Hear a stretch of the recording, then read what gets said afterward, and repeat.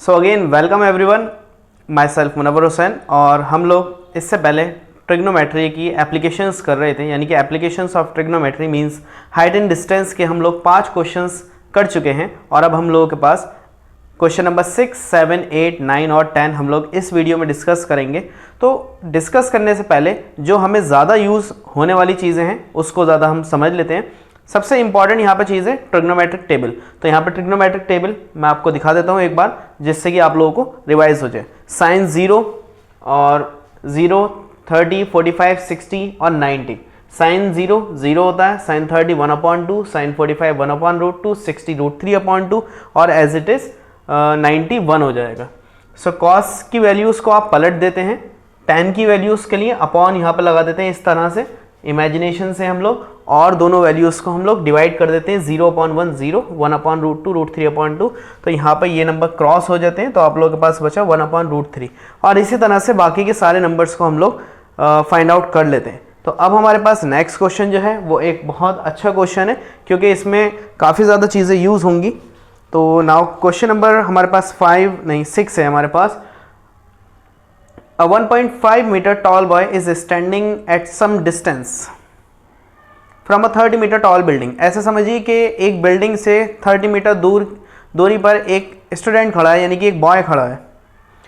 The angle of elevation from his eye to the top of the building increases from 30 degree to 60 degree. जैसे वो बंदा चल रहा है उसके आगे, तो बिल्डिंग की तरफ को चल रहा है, तो उसका जो एंगल ऑफ एलिवेशन है जो उसका देखने का है वो 30 डिग्री से इंक्रीज होकर अब 60 डिग्री का हो गया है। तो अभी डायग्राम से ज़्यादा अच्छे तरीके से क्लियर होगा। As he walks towards the building find the distance he walk towards the building.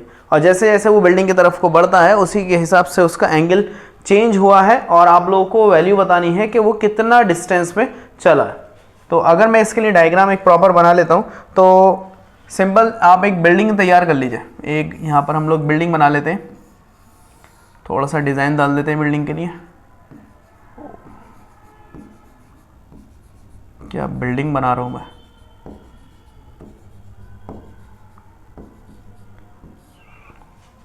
यहाँ पर एक बॉय है, और ये बॉय इस बिल्डिंग को 30 डिग्री से एंगल से देख रहा है। मतलब ये जो इसकी बिल्डिंग की हाइट है, आई थिंक क्वेश्चन ने हम लोगों को दिया है 30 मीटर टॉल बिल्डिंग। सो ये बिल्डिंग की हाइट है 30 मीटर, काफ़ी ऊंची बिल्डिंग हो गई है। तो एंगल ऑफ एलिवेशन ये 30 डिग्री का है। अब ये जैसे ही इस बॉय यहाँ से आगे को बढ़ा और इसने दोबारा से बिल्डिंग को देखा, तो जो एंगल ऑफ एलिवेशन है अब की बार 60 डिग्री का हो गया है। यहाँ पर आप लोगों को बताना है कि कितना डिस्टेंस चला, ये वाला आप लोगों को ये बताना है। तो देखिए एक बेसिक सा फंडा है, ABC ट्राइंगल का नाम दीजिए। ये एक एज अ ट्राइंगल एज्यूम कीजिए, बिल्डिंग को एक जो है हाइट मानिए, सिर्फ BC लाइन एक हाइट मानेंगे, C और यहाँ पे D। अगर मैं किसी तरह से A से लेके B तक की डिस्टेंस निकाल लेता हूँ और उसमें से BD की डिस्टेंस को सब्ट्रैक्ट कर दूंगा, BD की डिस्टेंस को सब्ट्रैक्ट कर दूंगा, तो हमारे पास बचेगा AD। तो मेन हमें क्या करना होगा यहाँ पर कि डिस्टेंसेस को सब्ट्रैक्ट करना है और हमारे पास आंसर आ जाएगा। तो अगर किसी को ये छोटी सी बात समझ में नहीं आती है तो वो क्या करे, दोबारा से रिवाइज करे, एक बार क्वेश्चन को दोबारा पढ़े और एक बार हमारी वीडियो को दोबारा से स्टार्टिंग से लगाएं, तो फौरन ये बात क्लियर हो जाएगी कि एक बिल्डिंग है जो कि 30 मीटर की है, और बेस हमारे पास जो है वो हम लोगों को फाइंड आउट करना होगा। अगर हम दोनों बेसिस को सब्ट्रैक्ट कर देंगे तो हमारे पास ट्राइंगल की वैल्यू बड़े ही आराम से निकल कर आ जाएगी, यानी कि जो हमारे पास लाइन चल रही है वो बहुत आराम से निकल कर आ जाएगी। ये जितना भी ये डिस्टेंस वॉक करा होगा इसने, ये बहुत आराम से निकल कर आ जाएगा। चलिए अब थोड़ा सा हम इसे नाम वगैरह दे देते हैं। तो लेट, थोड़ी सी language, let BC be the height of the building, BC be the height of building. Building की हाइट BC मान ली, और AD be the distance he walked. सही, और वो डिस्टेंस चला। अब हम लोगों को क्या करना है, एक ही ट्राइंगल के अंदर 2 बार आप लोगों का क्राइटेरिया लगेगा। तो ABC ट्राइंगल में ले लेते हैं पहले, सबसे पहले ABC। देखिए हमारे लास्ट लेक्चर में अगर आपको कोई चीज़ ध्यान हो तो बड़ी अच्छी बात है, और नहीं भी ध्यान है तो यहाँ पर एकदम से सारी बातें क्लियर हो जाएंगी कि आपके पास एक ट्राइंगल इस तरह से बना हुआ है, आपके पास हाइट है यानी परपेंडिकुलर है, आपको बेस चाहिए। तो परपेंडिकुलर और बेस कौन रिलेशन बनाते हैं? अगर मैं देखता हूँ अपना फॉर्मूला PBP अपॉन HHB, तो ये हमारे पास रिलेशन बनाता है साइन, कॉस और टेन। तो परपेंडिकुलर अपॉन बेस का रिलेशन बनाएगा हमारे पास टेन थीटा। तो टेन थीटा की मदद से हम लोग बड़े ही आसानी से इसको फाइंड आउट कर लेंगे। So tan theta is equal to perpendicular upon base, जहाँ पर थीटा हमारे पास 30 डिग्री है। देखिए बड़े वाले ट्राइंगल के अंदर ABC पूरे ट्राइंगल के अंदर जो थीटा है 30 डिग्री का, इक्वल टू परपेंडिकुलर हमारे पास यहाँ पर BC, यानी कि मैं डायरेक्ट नाम दे देता हूँ, वैल्यू कर देता हूँ इसकी 30, और बेस का नाम हमारे पास AB। tan 30 की वैल्यू अभी आप ट्रिग्नोमेट्रिक अपनी टेबल से देखिए कि tan 30 डिग्री कितना है, 1/√3। वैसे तो याद होनी चाहिए वैल्यू, लेकिन हम लोग बार बार इसमें देखेंगे वैल्यू 1/√3। सो 30/AB। क्रॉस मल्टीप्लिकेशन अगर हम करेंगे तो AB इज इक्वल टू 30 इससे मल्टीप्लाई होगा तो 30/√3 मीटर हमारे पास AB की वैल्यू आ गई। अब इसके बाद हमें क्या चाहिए होगा, हम छोटे वाले ट्राइंगल में हम लोग वैल्यूज़ को फाइंड आउट करेंगे। दोबारा से हम लोग इसी को यूज़ करेंगे।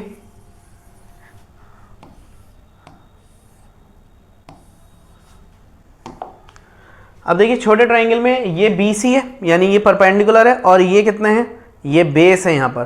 तो ट्राइंगल का नाम बना BDC, या फिर आप बोल लीजिए DBC, ठीक है। तो हम लोग यहाँ पर बोलेंगे in triangle DBC again tan theta is equal to perpendicular upon base होता ही है। So tan 60 degree is equal to perpendicular value है हमारे पास 30 और बेस का नाम है BD।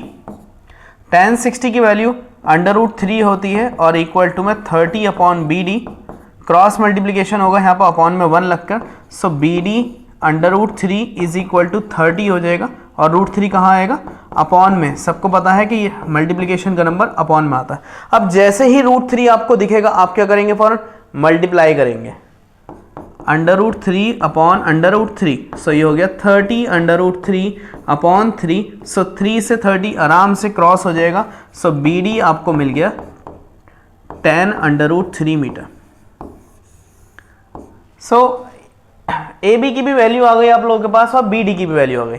अब मैंने देखिए क्वेश्चन की स्टार्टिंग में आप लोगों से बोला था कि क्वेश्चन में हम दोनों वैल्यूज को सब्ट्रैक्ट करेंगे तो हमारे पास आंसर बड़े आराम से आ जाएगा। सो आपको डिस्टेंस ही वॉक निकालना है कि कितना डिस्टेंस में चला। सो डिस्टेंस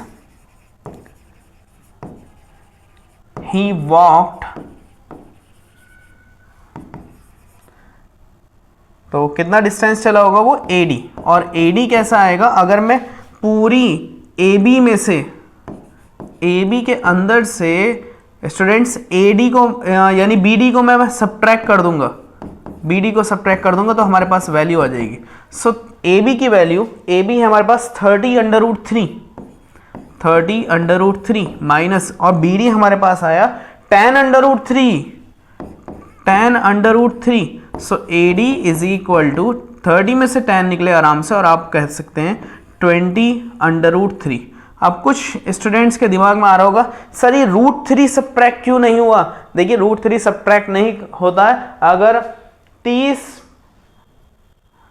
अनन्नास में से आप एक यानी 10 अनन्नास निकालिए तो क्या बचेगा, आपके पास बचेंगे 20 पाइनएप्पल्स बचेंगे आप लोगों के पास। यानी 30 पाइनएप्पल्स में से 10 पाइनएप्पल्स सब्ट्रैक्ट करेंगे तो आप लोगों के पास जाहिर सी बात है 20 पाइनएप्पल्स बचेंगे। तो ये जो वर्ड पाइनएप्पल है आप इसे एज्यूम करिए कि √3 है, सही है। सो बहुत आराम से आपको ये चीज़ क्लियर हो जाएगी यहाँ पर। तो यानी पाइनएप्पल को तो लिखना ज़रूरी है, या मैं सिंपली कहूँ भाई 30 में से अगर 20 माइनस करूंगा या 10 माइनस करूंगा तो सिंपल सा नंबर मेरे पास 10 आएगा। लेकिन अगर इसके साथ कोई क्वांटिटी लगी हुई होगी तो वो क्वांटिटी इसके साथ आ जाएगी। जैसे कि मीटर लगा हुआ होगा दोनों में तो मीटर आ जाएगा, सेंटीमीटर होगा तो सेंटीमीटर आ जाएगा। इसी तरीके से √3 लगा हुआ है तो √3 आ जाएगा। फिलहाल ये क्वांटिटी नहीं है, ये तो मैग्नीट्यूड ही है, तो हमारे पास √3 को यहाँ पे नोट करना ज़रूरी भी है। तो अगर आप एक और तरीके से कर सकते हैं तो यहाँ पर ये कर सकते हैं कि √3 को कॉमन ले लिया, फिर 30 - 10 करा, वो 20 हो गया, और आपसे आराम से √3 20 और 20 को पहले लिखेंगे तो 20 √3 आपका आराम से हो जाएगा। सो आप इसका एक बार स्क्रीनशॉट ले लीजिए, एक बार रिवाइज कर लीजिए, और आगे के क्वेश्चंस इसी तरह से होंगे, बहुत ज़्यादा ईजी क्वेश्चंस हैं। सो नेक्स्ट क्वेश्चन हम लोगों के पास है, from a point on the ground, the angle of elevation of the bottom and the top of the transmission tower fixed at the top of a 20-meter high building are 45 degree and 60 degree respectively. Find the height of the tower. देखिए ground पर एक point लगा हुआ है जिससे tower के top पर और उसके बॉटम पर देखा जा रहा है, यानी एंगल ऑफ एलिवेशंस हैं, और वो दो एंगल ऑफ एलिवेशंस है 45 डिग्री और 60 डिग्री, और वो टावर जिस बिल्डिंग पर है उस बिल्डिंग की भी हाइट दे रखी है 20 मीटर। सो आपको उसकी हाइट पता लगानी है। तो सिंपल सी बात, अगेन हम लोगों को क्या करना होगा स्टूडेंट्स, एक बिल्डिंग बना लेते हैं छोटी सी, छोटी मीन्स 20 मीटर की बिल्डिंग, 20 मीटर की हम लोगों ने बिल्डिंग बना ली है, और इसके बाद इसके ऊपर एक टावर बना लेते हैं, टावर टावर टावर कुछ इस तरीके से खड़ा कर लेते हैं भाई, एक सीधा सीधा टावर, टावर तो कैसे भी हो सकते हैं ना, तो एक सीधा टावर मैंने खड़ा कर लिया। अच्छा ये टावर अच्छा नहीं लग रहा, तो चलो बढ़िया वाला फिर टावर ही बनाते हैं आप।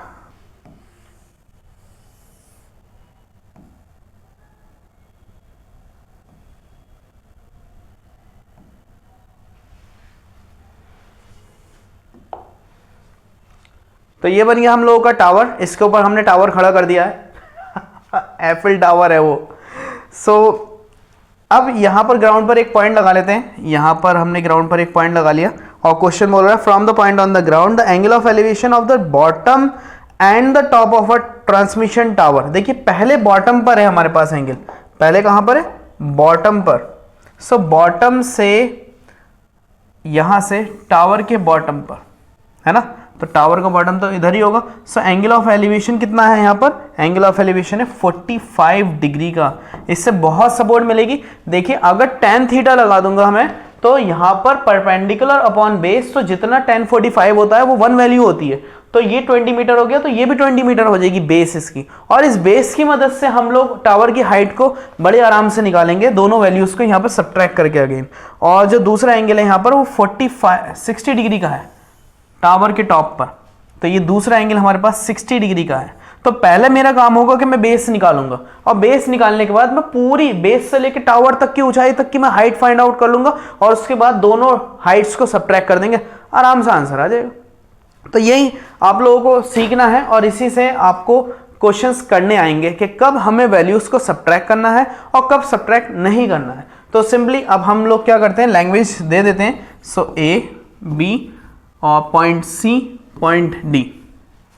सो लेट हम लोगों ने करा, क्वेश्चन नंबर शायद 7 है, let BC be the building and DC be the tower, वो हमने टावर मान लिया। इसी के साथ साथ हमारे पास A is the point,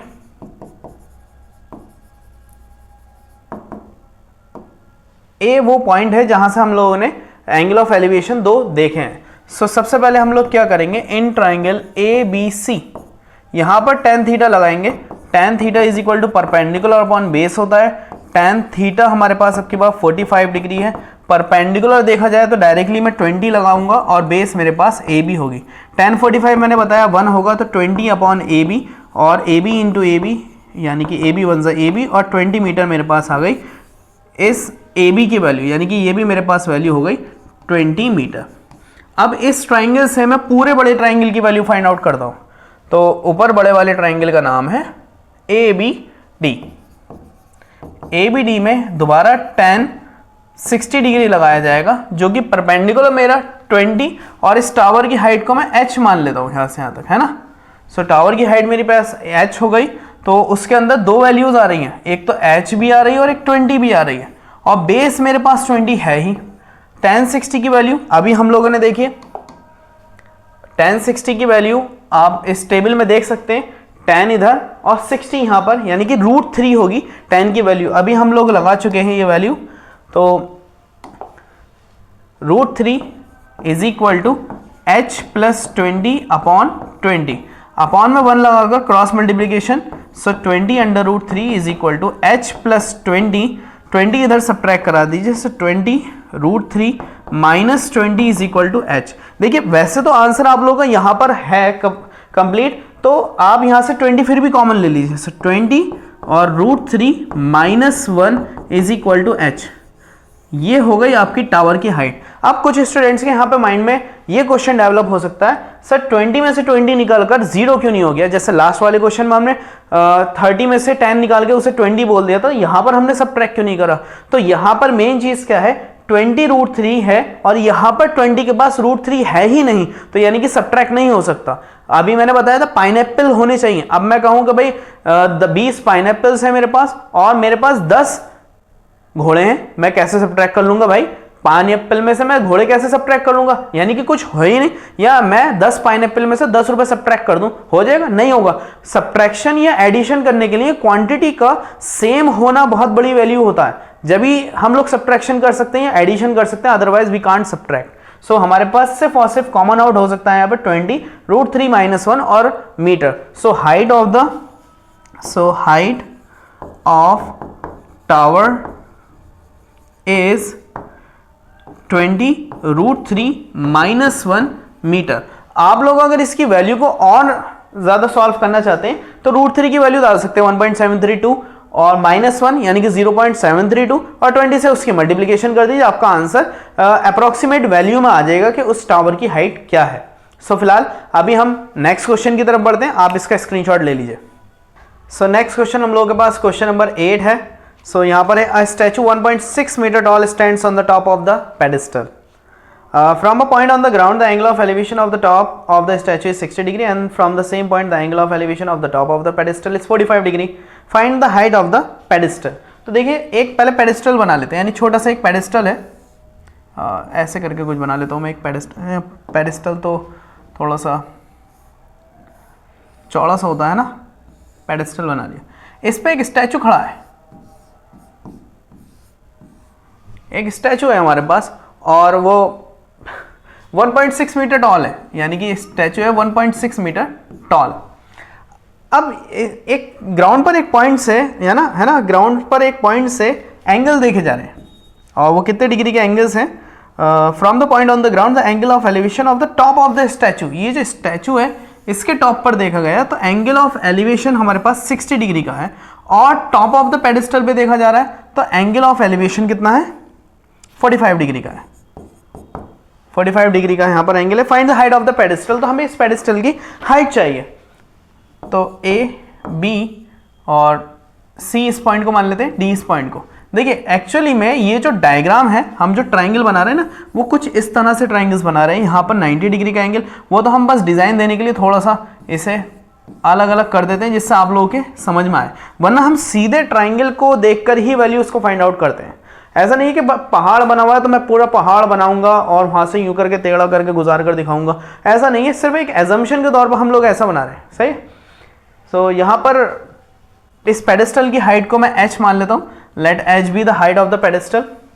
and question number 7 I think this is 8, ये 8th क्वेश्चन है। सो लेट कर लेते हैं यहाँ पर, let BC be the pedestal and हमारे पास ये क्या हो गया? DC बी द स्टैचू, ये स्टैचू हो गया हमारे पास। अब हम लोग इसमें अपने कारनामे दिखाएंगे और कारनामे में सबसे पहला कारनामा हमारा है कि हम किसी तरह से ये बेस फाइंड आउट करें, ये पहला कारनामा है हमारा। सो इन ट्राइंगल, आप लोग ट्राइंगल का जिक्र करेंगे, ABC ट्राइंगल। देखिए ABC ट्राइंगल कुछ ऐसा वाला है, ये वाला, इस पूरे ट्राइंगल के अंदर ABC ट्राइंगल के अंदर मैं 10 कितने डिग्री का लगाना पड़ेगा? 45। यार 45 डिग्री का एंगल मेरा मनपसंद का एंगल होता है, क्योंकि इसकी वैल्यू याद करना बड़ी आसान है। BC अपॉन AB और tan 45 होता है 1, और ये कैलकुलेशन को इतना आसान कर देता है बहुत ही ज़्यादा। सो H अपॉन AB की वैल्यू तो हमारे पास है नहीं, so cross multiplication AB is equal to H। इसका फ़ायदा ये हुआ कि इसने इसको भी H ही बना दिया यहाँ पर, और जब इसको H बना दिया तो मैं पूरे ट्राइंगल में लगाकर आराम से वैल्यू को कैलकुलेट कर सकता हूँ। सो अब मेरे पास दूसरा ट्राइंगल होगा जो कि ट्राइंगल का नाम है एन ट्राइंगल ABD। हमें देखिए क्वेश्चन में ये चीज ध्यान रखनी है कि हमें फाइंड आउट क्या करना है, उसके हिसाब से हम लोग सारे काम करते हैं। देखिए H निकाला, इससे ये H हो गया। अब इस बेस से मैं पूरा परपेंडिकुलर निकाल लूंगा और फिर दोनों वैल्यूज को सबट्रैक्ट कर दूंगा, मेरे पास हाइट ऑफ द पेडेस्टल आ जाएगी आराम से। tan अब की बार 60 degree is equal to perpendicular हमारे पास कितना होगा, B से लेकर D तक, और बेस हमारे पास होगा AB। tan 60 की वैल्यू हम यहाँ पे फाइंड आउट कर लेते हैं दोबारा, और tan 60 देखिए यहाँ पर कितना है, tan 60 हमारे पास √3 है, तो tan 60 हमारे पास √3। BD हमारे पास कितना है, देखिए BD के अंदर दो चीजें हैं, एक तो H है और 1.6 है, 1.6, और AB हमारे पास आ गया था H, cross multiplication. So H under √3 is equal to H plus 1.6। H को एक तरफ कर दीजिए, so H under √3 minus H is equal to 1.6, H common out, under √3 minus 1 is equal to 1.6, √3 minus 1 आप इधर पहुंचा दीजिए, 1.6 अपॉन √3 माइनस 1। अब ये देखिए ये हमारे पास स्टैंडर्ड पहुंच गया 9th स्टैंडर्ड कि हमारे पास रैशनलाइज द डेनोमिनेटर होगा। सो रैशनलाइज द डेनोमिनेटर कैसे होता था, जो डेनोमिनेटर में जो भी वैल्यू होती थी उसके साइन को चेंज करके ऊपर नीचे मल्टीप्लिकेशन किया करते थे। So H is equal to 1.6 upon √3 minus 1 into √3 plus 1 upon √3 plus 1। So 1.6 bracket में √3 प्लस 1 अपॉन, यहाँ पर दो ब्रैकेट सेम हो गए, मीन्स √3 का स्क्वायर माइनस 1 का स्क्वायर। और ये हुआ क्या है, देखिए जब a प्लस बी और a माइनस बी आपके साथ एक साथ आ जाते थे तो आप स्क्वायर लगा देते थे दोनों तरफ, तो ये a square minus B square यहाँ पर यूज हुआ है। सो स्क्वायर से रूट आराम से कैंसिल हो जाती, √3 माइनस 1 का अब 3 बन गया ये, है ना, √3 माइनस 1 3 हो गया। सो 1.6 √3 plus 1 upon 3 minus 1 that is 2, और 2 से 16 0.8 टाइम्स कटेगा, तो आपका आंसर हो गया 0.8 √3 plus 1 metre is the height of the pedestal. देखिए ऐसी वैल्यूज से कभी भी संकोच ना करें, ये गलत आंसर नहीं है, ये बिल्कुल सही आंसर है। उसकी वजह क्या है, बुक्स में आप लोगों की इतना ही सॉल्यूशन है, आप √3 की वैल्यू आ सकते हैं 1.732 प्लस 1 कर लेंगे 2.732 हो जाएगा, मल्टीप्लाई बाय 0.8 कर देंगे आपका आंसर आ जाएगा। तो अगर उन वैल्यूज में चाहिए आपको आंसर तो वो भी आंसर करेक्ट है। बाकी मैथमेटिक्स के स्टूडेंट के लिए ये आंसर कोई बड़ी दिक्कत वाली बात नहीं है। सो अब नेक्स्ट क्वेश्चन हम लोग देखते हैं। नेक्स्ट क्वेश्चन हमारे पास क्या है, question number 9, the angle of elevation of the top of a building from the foot of the tower is 30 degree and the angle of elevation of the top of the tower from the foot of the building is 60 degree. If the tower is 50 meter high, find the height of the building. अब देखिए दो चीजें आमने सामने हैं, एक तरफ है हमारे पास टावर और एक तरफ खड़ी है बिल्डिंग। एक टावर के टॉप को देखा जा रहा है, एक बेस से इसके बिल्डिंग के टॉप को देखा जा रहा है। एक एंगल हमारे पास कितने डिग्री का है, the angle of elevation of the top of a building from the foot of the tower, tower के फुट से देखा जाए तो 30 डिग्री और बिल्डिंग के फुट से देखा जाए तो angle 60 degree and the height of the tower is 50 metre. 50 metre ऊंचा टावर है ये 50 मीटर। तो आपको बताना है ये बिल्डिंग कितनी ऊंची है। तो इसी तरह से इमेजिनेशन कर करके ही हम लोग फाइंड आउट करते हैं कि हमारे पास हाइट कितनी है, बिल्डिंग्स की डिस्टेंस कितनी है। हम आराम से मैथमेटिक्स की वजह से हाइट और डिस्टेंस को बड़े ही आराम से कैलकुलेशन में ला सकते हैं। तो अभी देखते हैं हम लोगों के पास क्या है, किस तरीके से हम लोग इसके डायग्राम बनाते हैं। तो एक सिंपल सी प्रॉपर डायग्राम बना लेते हैं। ये हमारे पास टावर की हाइट हो गई और यहाँ पर हमारे पास एक बिल्डिंग हो गई, यहाँ पर इन दोनों की बेस बना लेते हैं। तो टावर के टॉप को देखा जा रहा है कितने डिग्री के एंगल से, the angle of elevation of the top of a building from the foot of the tower is 30 degree. तो पहले इसको देखा गया 30 डिग्री के एंगल से और फिर यहाँ से देखा गया तो 60 डिग्री का एंगल होगा। And if the tower is 50 metre high, tower is 50 metre high, find the height of the building, h मान लेते हैं इसे h है। सो चलिए, इसका वैसे क्वेश्चन नंबर 9 था, हम लोग इसे करते हैं। अब सबसे पहले इसके नेम दे लेते हैं। तो ए बी हमारे पास टावर हो गया, और सी यानी कि ए बी हमारे पास बिल्डिंग हो गई, और डी सी हमारे पास टावर हो गया, और कहीं वैल्यू देने की ज़रूरत नहीं है। सो लेट हमारे पास A B be the building and D C be the tower. ये हमारे पास टावर हो गया। So just a normal question, we have to find the base, after that we can calculate the height of the building. So बड़े वाले triangle से हम लोग क्या करेंगे, इस वाले बड़े वाले ट्राइंगल से हम लोग इस परपेंडिकुलर की मदद से ये बेस फाइंड कर लेंगे, है ना। परपेंडिकुलर अपॉन बेस यानी कि tan 60 डिग्री के एंगल की मदद से, क्योंकि tan 60 की वैल्यू √3 होती है, तो डायरेक्टली हम लोग इसकी वैल्यू फाइंड कर देंगे AC की, और इस AC बेस की मदद से ये वाला परपेंडिकुलर फाइंड आउट कर लेंगे। सो हम लोग करते हैं, in triangle ADC tan 60 degree is equal to perpendicular upon base is AC। tan 60 is √3, DC हमारे पास आ गया 50, और AC हमारे पास नहीं है, सो AC यहाँ पर मल्टीप्लाई हो जाएगा, AC इज इक्वल टू 50 और √3 आ जाएगा अपॉन में, so √3 upon √3, so AC is equal to 50 under √3 upon 3। ये हमारे पास AC की वैल्यू आ गई। अब इस AC की वैल्यू से हम क्या करेंगे, देखिए यहाँ पर आगे मैं लिख लेता हूँ 50 अंडर √3 अपॉन 3।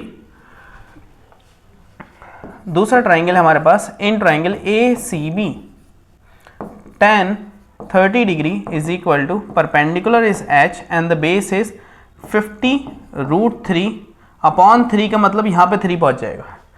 tan 30 की वैल्यू 1 अपॉन √3 होती है, is equal to 3H upon 50 √3।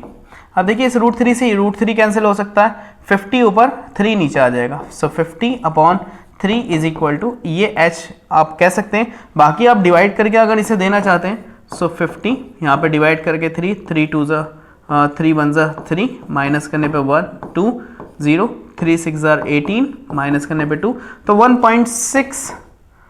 16.67 metre आप लोगों की आ जाएगी हाइट ऑफ द बिल्डिंग। तो एक बार आंसर चेक कर लेते हैं।